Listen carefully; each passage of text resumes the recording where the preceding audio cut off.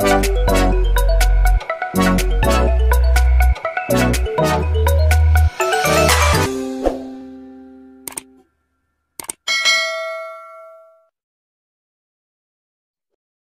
Jungle. Assalamualaikum warahmatullahi wabarakatuh.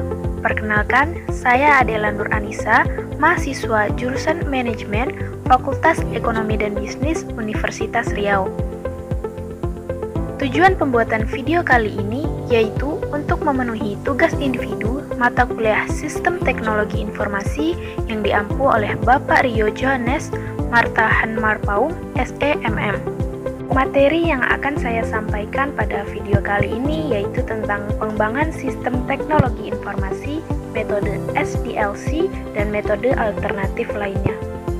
Poin-poin pada pembahasan kali ini yaitu yang pertama tentang siklus hidup pengembangan sistem, yang kedua tentang metodologi pengembangan sistem terstruktur, yang ketiga tentang pemilihan metode pengembangan sistem informasi, yang keempat tentang perbandingan metode konvensional dengan metode alternatif, yang kelima ada paket dan outsourcing, yang keenam ada end user development, dan yang terakhir ada prototyping. Penjelasan pertama yaitu tentang siklus hidup pengembangan sistem. Siklus hidup pengembangan sistem atau system life cycle dalam rekayasa sistem dan rekayasa perangkat lunak adalah proses pembuatan dan pengubahan sistem serta model dan metodologi yang digunakan untuk mengembangkan sistem-sistem tersebut. Konsep ini umumnya merujuk pada sistem komputer atau informasi. SDLC juga merupakan pola yang diambil untuk mengembangkan sistem perangkat lunak, yaitu terdiri dari tahap-tahap perencanaan, analisis, desain, implementasi, uji coba, dan pengelolaan.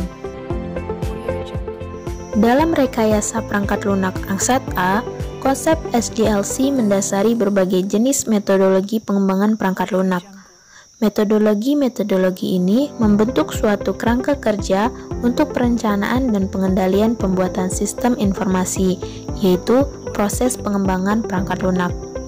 Terdapat 3 jenis metode siklus hidup sistem yang paling banyak digunakan, yakni siklus hidup sistem tradisional atau traditional system life cycle, dan yang kedua siklus hidup penggunaan prototyping atau life cycle using prototyping, dan siklus hidup sistem orientasi objek atau object oriented system life cycle. Adapun kegunaan utama dari SDLC adalah mengakomodasi beberapa kebutuhan. Kebutuhan-kebutuhan itu biasanya berasal dari kebutuhan pengguna akhir dan juga pengadaan perbaikan sejumlah masalah yang terkait dengan pengembangan perangkat lunak. Semua itu dirangkum pada proses SDLC yang dapat berupa penambahan fitur baru, baik itu secara modular maupun dengan proses instalasi baru. Pembahasan selanjutnya yaitu tentang metodologi pengembangan sistem terstruktur. Metodologi pendekatan terstruktur memberikan cara untuk pengembangan sistem, yaitu cara top-down, dan yang kedua yaitu cara dekomposisi atau cara modular. Metodologi pendekatan terstruktur juga memberikan beberapa alat-alat pengembangan sistem. Yang pertama yaitu bagan alir sistem atau system flow chart. Yang kedua, diagram arus data atau data flow diagram. Yang ketiga, kamus data atau data dictionary. Yang keempat, bagan alir program atau program flow chart. Yang kelima, bagan terstruktur atau structure chart. Dan yang keenam, tabel keputusan atau decision table. Pembahasan selanjutnya yaitu tentang pemilihan metode pengembangan sistem informasi. Beberapa faktor menentukan pemilihan metode pengembangan sistem teknologi informasi. Faktor-faktor tersebut antara lain ketersediaan paket, sumber daya sistem teknologi informasi, dampak dari sistem, dan jadwal pemakaian sistem. Pembahasan selanjutnya yaitu tentang perbandingan metode konvensional dengan metode alternatif. Metode konvensional. dengan metode pengembangan secara konvensional, yaitu metode SDLC atau System Development Life Cycle. STI dikembangkan oleh analisis sistem. Analisis sistem adalah orang yang dididik khusus untuk mengembangkan sistem secara profesional. Alasan menggunakan analisis sistem di metode SDLC adalah karena metode ini digunakan untuk mengembangkan sistem teknologi informasi yang kompleks. STI yang kompleks perlu dianalisis oleh orang-orang yang ahli dalam bidangnya, sehingga permasalahan dapat dipecahkan dan kebutuhan pemakai sistem dapat diidentifikasi dengan benar. Sedangkan untuk metode alternatif, yaitu pilihan dua atau lebih metode dalam pengembangan sistem. Pengembangan sistem metodologi alternatif dapat berupa metode paket, metode outsourcing, metode end user development, dan metode prototyping. Pembahasan selanjutnya yaitu paket. Paket yang tersedia dapat berupa program aplikasi yang sederhana, misalnya hanya aplikasi pengkajian atau aplikasi persediaan saja, di fungsi akuntansi sampai ke program aplikasi yang lengkap dan kompleks, misalnya ERP. Jika paket tersedia, perusahaan tidak perlu merancang dan menulis sendiri program aplikasinya. Di dalam memilih paket, 3 faktor yang perlu diperhatikan. Faktor-faktor ini adalah: yang pertama, spesifikasi yang dibutuhkan oleh perusahaan, yang kedua, ketersediaan paket, dan yang ketiga, mengevaluasi kebutuhan paket. Paket mempunyai beberapa kelebihan dan kekurangan.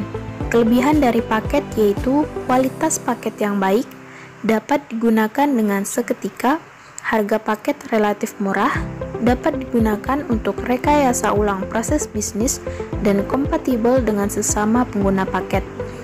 Kekurangan dari paket itu sendiri yaitu tidak sesuai dengan aplikasi yang unik, perbaikan modifikasi dan pengembangan paket sulit dikerjakan sendiri, basis data tidak terintegrasi dengan aplikasi lain, dan ketergantungan dari pemasok.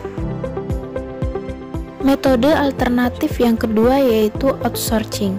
Outsourcing adalah metode penggunaan sumber daya manusia yang berasal dari pihak eksternal atau pihak ketiga untuk menangani atau membangun sistem perusahaan dengan cara membeli aplikasi dengan vendor. Terdapat 3 macam outsourcing.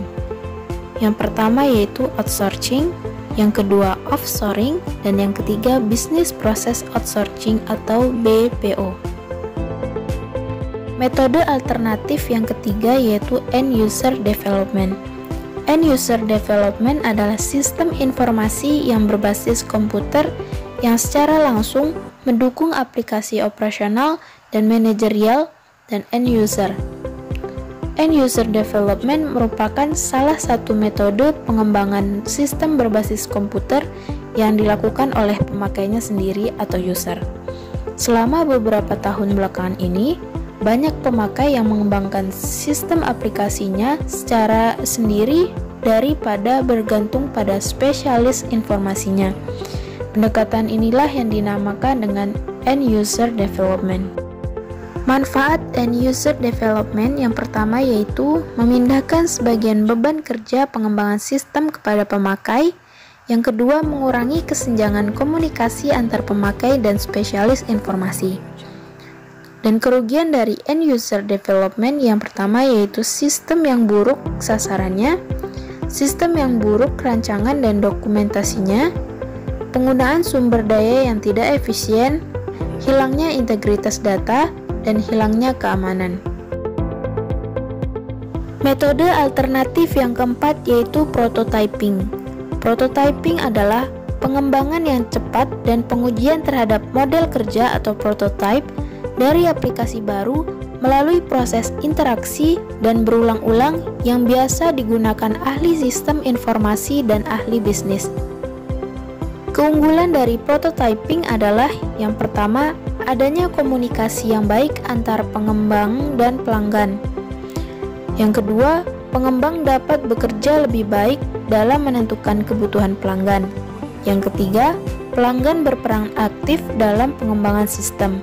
Yang keempat, lebih menghemat waktu dalam pengembangan sistem. Dan yang kelima, penerapan menjadi lebih mudah karena pemakai mengetahui apa yang diharapkannya.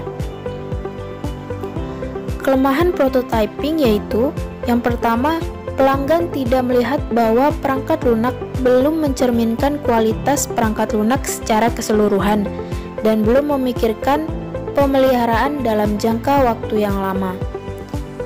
Kelemahan yang kedua yaitu pengembangan biasanya ingin cepat menyelesaikannya proyek sehingga menggunakan algoritma dan bahasa pemrograman yang sederhana. Sekian video pembahasan materi dari saya. Saya mohon maaf apabila ada kesalahan dalam penyampaian. Wabillahi taufiq wal hidayah. Wassalamualaikum warahmatullahi wabarakatuh.